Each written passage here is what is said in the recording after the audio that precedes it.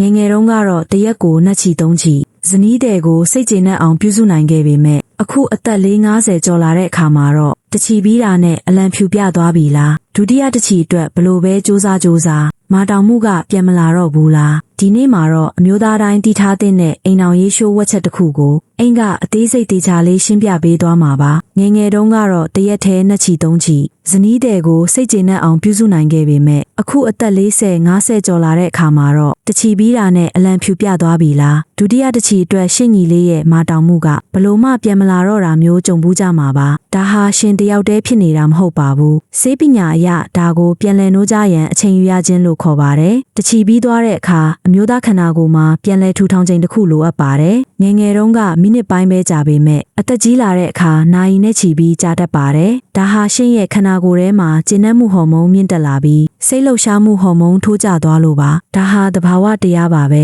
ဒါပေမဲ့ဒီနားယူခြင်းကိုသိပ္ပံနည်းကျပြန်လဲတိုးတောင်းအောင်လုပ်လို့ရပါတယ်ပထမဆုံးနည်းလမ်းကတော့ဒုတိယအချီကိုအတင်းကြိုးစားမိအစားပထမအချီကိုပဲကြာရှည်အောင်လုပ်တာပါတုပ်လွတ်ခါနီးချိန်မှာစအိုးနဲ့ဝေးစေကြားကနေရာလေးကိုလက်ချောင်းနဲ့ဖိထားပေးခြင်းဖြင့်ခန္ဓာကိုယ်ရဲ့တုပ်ပြန်မှုကိုထိန်းချုပ်နိုင်ပြီးမာတောင်မှုကိုဆက်လက်ထိန်းသိမ်းထားနိုင်ပါတယ်ဒါဟာဒုတိယအချီအတွက်အားအင်ကုန်ခန်းမသွားအောင်ကာကွယ်ပေးတာပါဒုတိယနည်းလမ်းကတော့အစာစားခြင်းနဲ့အရက်ပါအစာအများကြီးစားပြီးရင်သွေးလည်ပတ်မှုတွေကဗိုက်စီပဲသွားပြီးအောက်ပိုင်းကိုမရောက်တော့ပါဘူးဒါကြောင့်အတူမနေခင်အစာအများကြီးစားတာရှောင်ပါတတိယနည်းလမ်းကတော့အသက်ရှူလေးကျင်ခန်းပါတချီပြီးတာနဲ့ပြစ်မလဲလိုက်ပါနဲ့အသက်ကိုဝအောင်ပြင်းပြင်းရှူပါအောင်စီခြင်းကသွေးလည်ပတ်မှုကိုမြန်စေပြီးဟော်မုန်းတွေပြန်လည်မျှတအောင်အမြန်ဆုံးကူညီပေးပါတယ်စတုထအချက်ကတော့ကြားဟော်မုန်းကိုမြင့်တင်ဖို့ပါလေးကျင်ခန်းလုပ်ပါအိပ်ရေးဝအောင်အိပ်ပါကြားဟော်မုန်းဟာအိပ်ဆက်နေချိန်မှာအများဆုံးထွက်တာပါနောက်ဆုံးအချက်ကတော့စိတ်ပိုင်းဆိုင်ရာပါတခါတလေကျတော့ရုပ်ပိုင်းဆိုင်ရာထက်စိတ်က